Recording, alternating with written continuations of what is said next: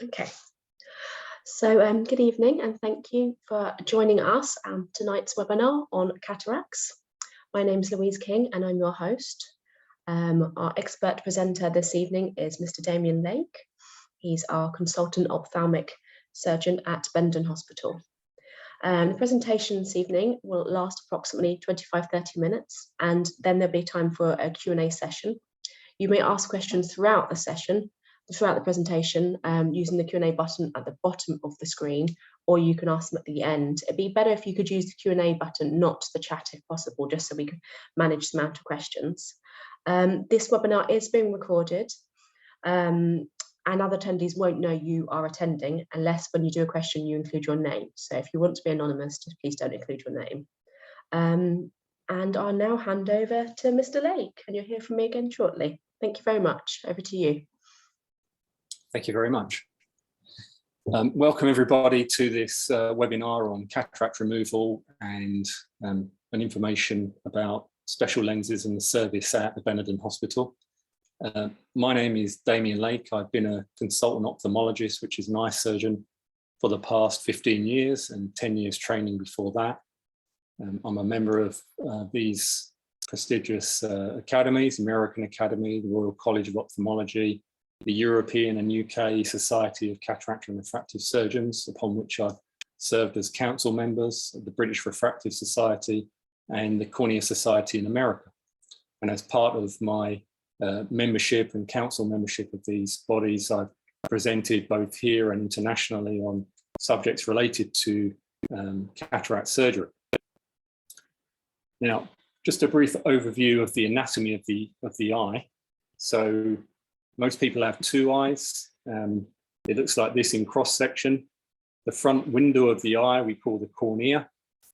Then there's a front chamber called the anterior chamber.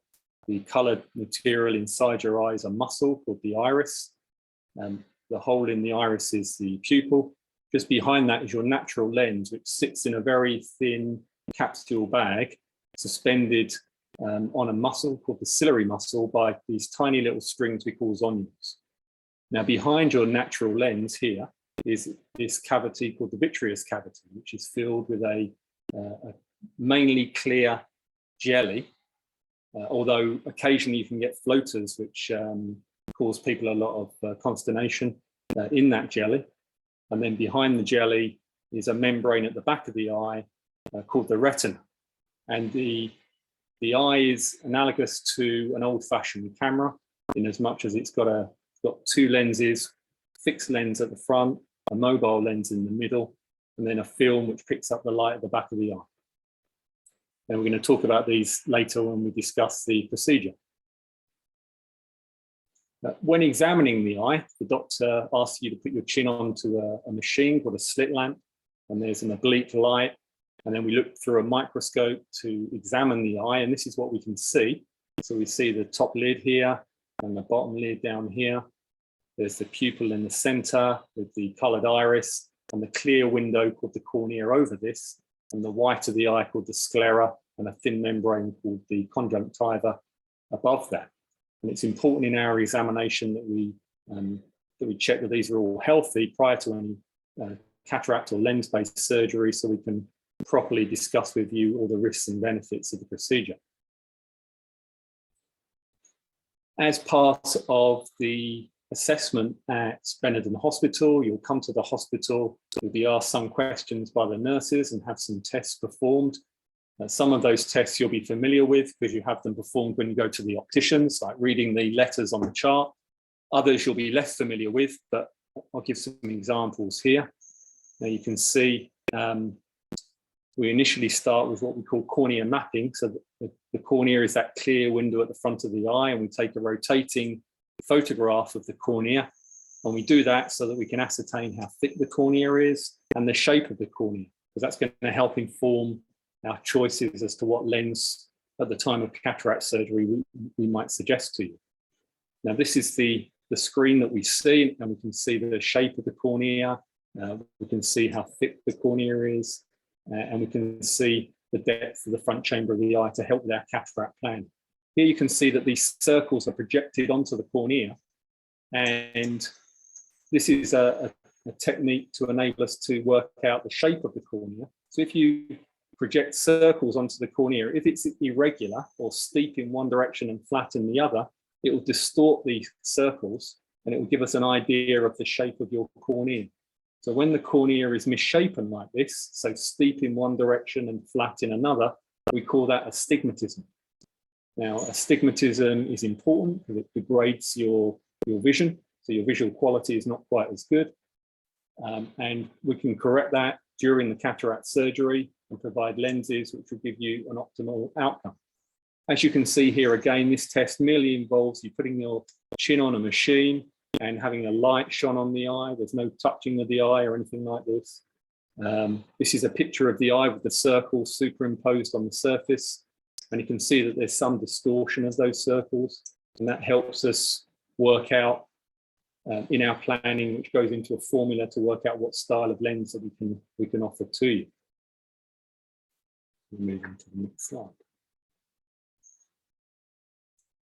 Now, once we have all of those images, those are passed through to the surgeon. You can see at the bottom here is the images that have just been performed on the patient before. And we get 4 maps. This one is the curvature of the cornea. This one is the front steepness of the cornea, the back steepness of the cornea, bottom right, and the thickness of the cornea.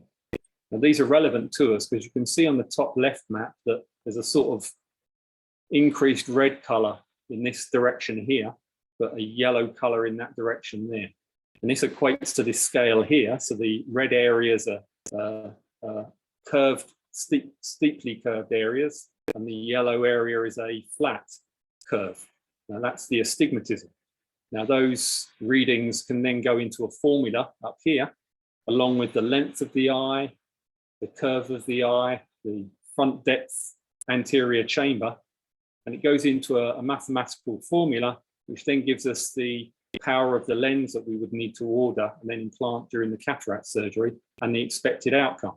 Now, all of these measurements are performed with something called biometry, which uses laser and a special light, infrared light, to measure the eye.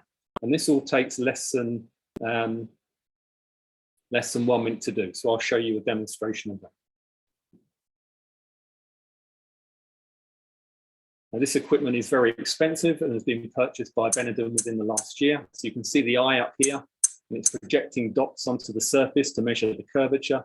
You can see the front chamber of the eye here. This is the pupil. This is the lens or the cataract when it's gone cloudy.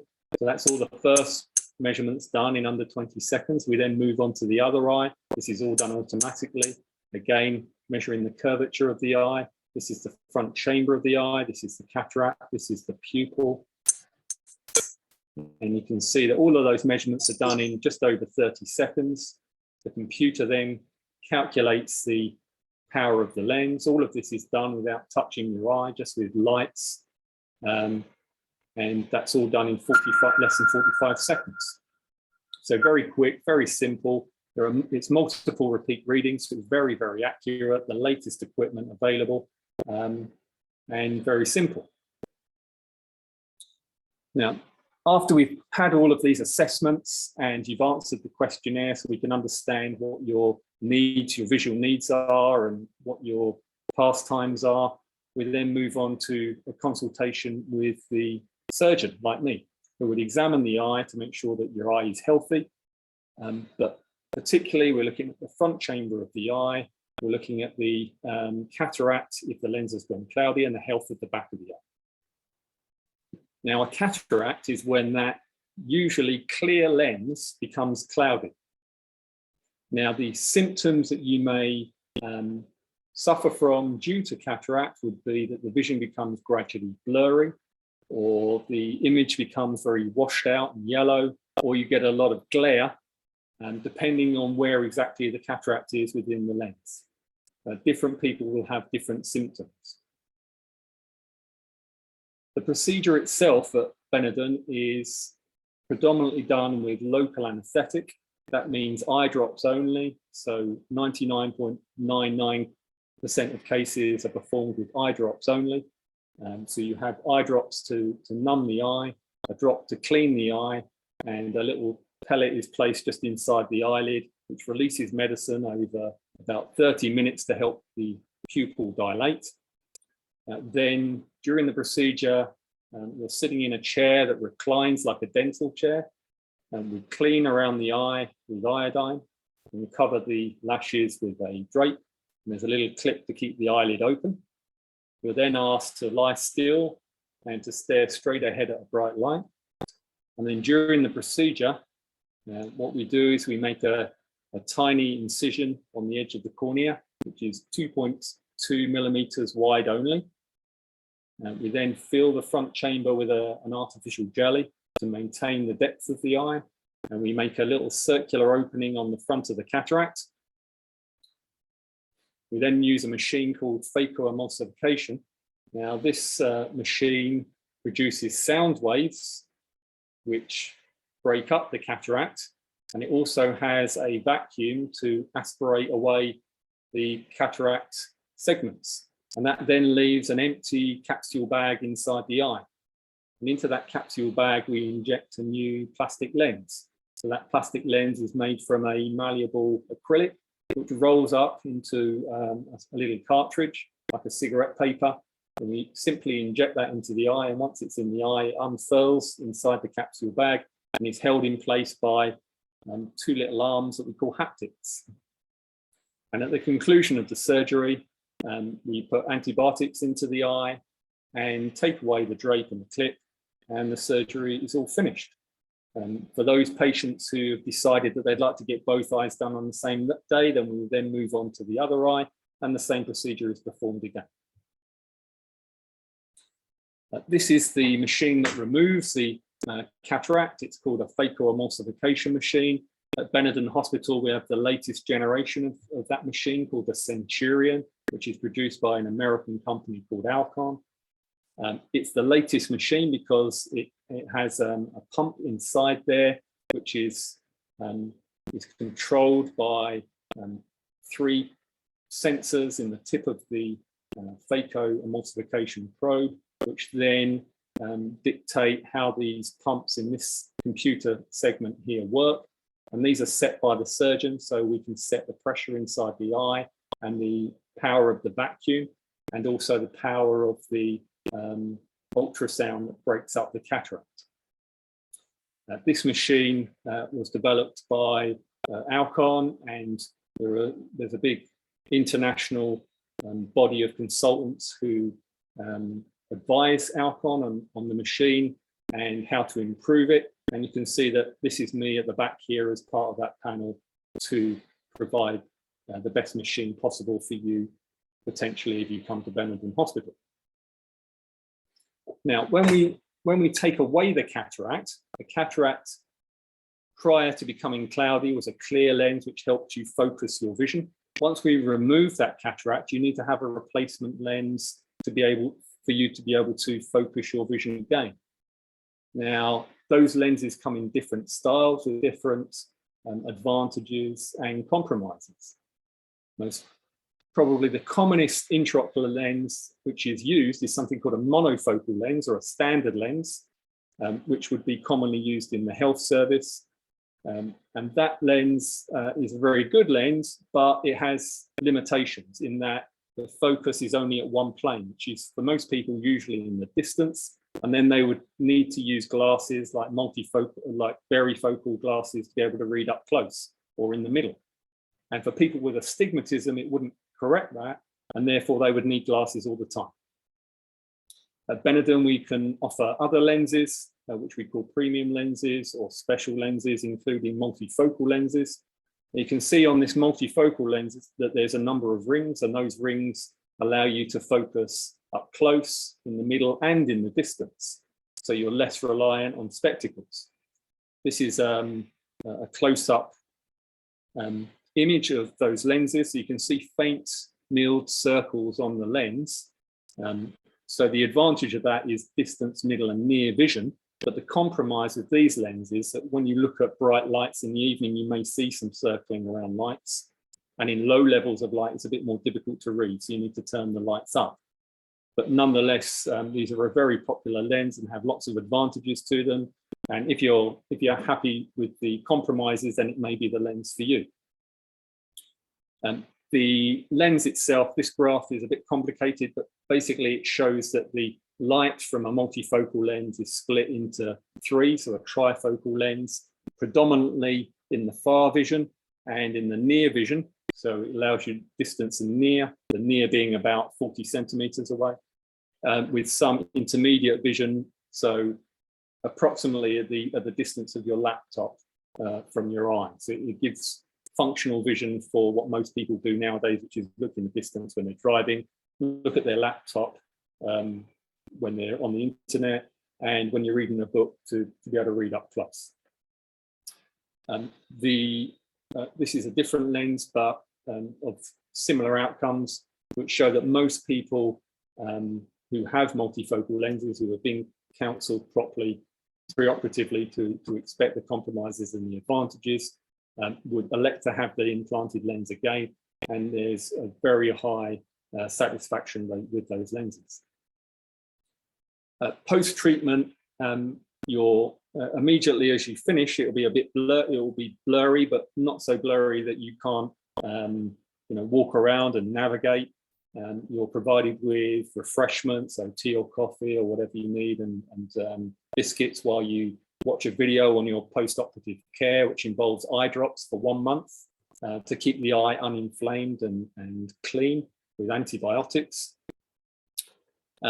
You're phoned later by our nurses to make sure that everything's okay. And with the special lenses, you come in to see our optometrist to check the outcome of the lens. And this is what we see when we're looking down the slit lamp. You can see this is called a retroillumination photograph. So the light enters the eye, bounces off the retina and comes back and enters the camera.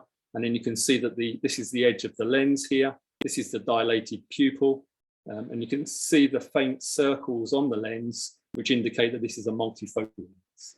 But it's nicely centered and no issues at all there.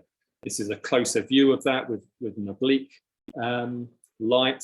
You can see those circles on the lens, which give the multifocality, but it's well centered. This is the dilated pupil and everything looks fine.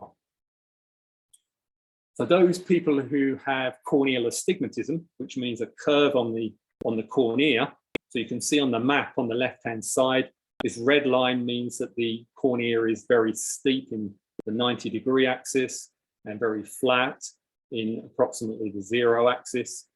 So the curvature that's mapped initially at the consultation is then put into a program, and we put the astigmatism figures into this algorithm, which then allows us to calculate a special lens, and the lens has to be implanted at a certain angle inside the eye. So for those people with astigmatism, the surgery is pretty much the same, with one minor difference in that just before the surgery happens, after the anesthetic drops have been applied, we put a little mark on the very surface of the eye with an instrument to mark the axis of the astigmatism, so that when you're lying down, we can orientate the special lens with your astigmatism. Now, the special lens looks like this. So it looks pretty much the same as a monofocal lens, but you can see up in the top left and the bottom right here, there are these additional marks on the lens, which indicate that it's a toric lens for correcting astigmatism. So these marks will need to be orientated with the ink marks that are placed on the surface of the eye. This is what they look like in close-up. So it just takes a few extra minutes during the surgery to do that. But for people with corneal astigmatism, it will give them a much better outcome and less dependent on spectacles. The compromise with this is there's just a small chance, about 2%, that these lenses can move in the early post-operative period, in which case that will necessitate a second procedure just to reorientate the lens back into position afterwards. Now, one of the risks of cataract surgery is that the focus isn't quite perfect after the initial surgery. And that may be that it leaves you a little bit short-sighted or a little bit long-sighted. In that circumstance, it may require a second procedure. The two things that we can do to change that are to either laser the very surface of the eye or to insert a secondary lens to correct that residual, what we call refractive error. And the way that we perform that is we use a laser to create a little flap on the surface of the eye. Now the flap is created about 270 degrees with a little hinge here, which we then lift up. So the flap is retracted, and then a second laser will reshape the cornea based on the refractive error or the defocus that you have. And then once that second laser has reshaped the cornea, we can then put the flap back down, and that's the procedure finished. And that can help just perfect the outcome. If you're not suitable for that, then the alternative would be to implant a second lens, which we can either attach to the iris, like this claw lens, or just slips behind the pupil. A very simple procedure, takes about 5 to 10 minutes. Very similar to the cataract surgery, but with less risk attached. And post-treatment, this is what the eye looks like. So you can see this secondary lens connected to the iris here. This is the pupil and the top lid. So very simple. So in summary, we provide cataract surgery at Benenden Hospital. As opposed to NHS hospitals, we can provide special lenses which give a greater outcome than simple standard monofocal lenses. The advantages are that we can correct those people who have astigmatism. We can provide multifocal lenses which will give people less dependence on spectacles post-operatively. We provide a safe service which we audit annually with and achieve quality benchmarks. We have a team of surgeons, including myself, that are nationally and internationally recognised and provide services both at Benenden and in various NHS hospitals in the southeast. I think a marker of the trust that people have in our service is when people choose to come and have surgery with us. This is the chairman of one of the hospitals that I worked in previously who came to have surgery with me. So I think that if your chairman is choosing to have surgery with you, then it's probably a trustworthy service. This is a survey of other doctors in the UK that have selected the best surgeons in the country, of which I featured. So if you're considering having cataract surgery and you have a problem, then I would suggest to you that you at least book a consultation to find out what the options are. We'll do an in-depth examination of your eyes with the most high-tech equipment with the best surgeons, and we'll give you a truthful and honest appraisal of what's best for you, and we can discuss between us what you would like to choose and whether this is possible, and take it forward from there. So thank you very much for attending tonight, and I look forward to answering your questions. Wonderful, thank you, Mr. Lake. Okay, so we do have some questions. The first is from Sandra. She says, are there different quality of replacement lenses? She had a consultation with another company and they informed her that they're the only organisation that used a particular high quality lens. I think the lenses are a bit like television sets. Mm. So I think that they've been a mature technology probably over the past 20 years. So the first multifocal lenses appeared in the early 1990s, and they've developed since then. And the technology has got to a level where there are very small differences between any of the multifocal lenses. So it's a bit like I would used to go to John Lewis to pick a television set in the TV department. And it used to take me about 2 hours because they all look nice and they all look shiny and they've all got a great picture, and it's very difficult to choose between them because they're all very similar, really. And I think it's the same with lenses, really. I think they're all very good. There are minor differences between them, which some eye surgeons may see as being significant. Personally, I think that what's important is that your surgeon is very comfortable with the lens that they use and they're familiar with it. What you don't really want them doing is practicing on you and doing something new on the day. And the lenses that we use are tried and tested. The material has got a long history, which is safe. The technology is the latest for the lens, and other companies have actually copied that technology and been sued for it, in fact. So I think that any claims that they're the only ones that use the best lens, etc., I would take with a hefty pinch of salt, really. Thank you. Okay. We have a very different type of question now from Roger. He is an insulin-dependent diabetic.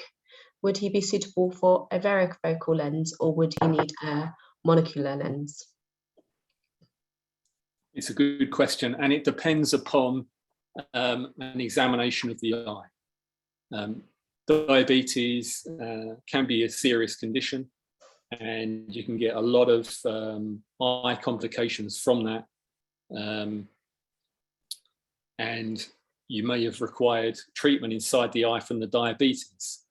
So if it's not necessarily a contraindication against multifocal lenses if you're diabetic, but it would depend upon the examination. So we would look at the retina in particular to see if there's any what we call retinopathy from the diabetes. So the diabetes causes leaky blood vessels, it causes new blood vessels, and if there's been any laser on the retina in the past, that would probably be an exclusion. So in short, it might be a contraindication, it might be an exclusion for multifocal lenses, but it might not. It's individual. It will depend upon the patient and what the findings are at the preoperative examination. Okay. Thank you. Okay, we have a slightly longer question here. An anonymous attendee says, in recent years, they've noticed that whenever they're reading, even for fairly short periods of time, it then takes several minutes for their eyes to readjust to distance vision, during which time they have quite blurred vision. Is this likely to be a problem with the eye lens, i.e. hardening, or is it more likely to be poor eye muscle control? And is this problem likely to improve or go away if they had lens replacement surgery? It sounds like this person is in middle age, and what they're describing is symptoms of what we call presbyopia. What happens is that the lens our natural lens becomes harder over time and bigger, and the muscle that presses on that lens has less room to act, and therefore the zoom function of the natural lens is impaired. It's very frustrating, and it's likely to get worse as time goes on. When you have a lens replacement with a multifocal lens, the optics are different. So the three focal points are presented to the retina all at once, and the brain separates out which image it wants to use at any one time. So it will be a different perception than you have at the moment. I hope that answers the question. Thank you. I think so. Okay, we have another question.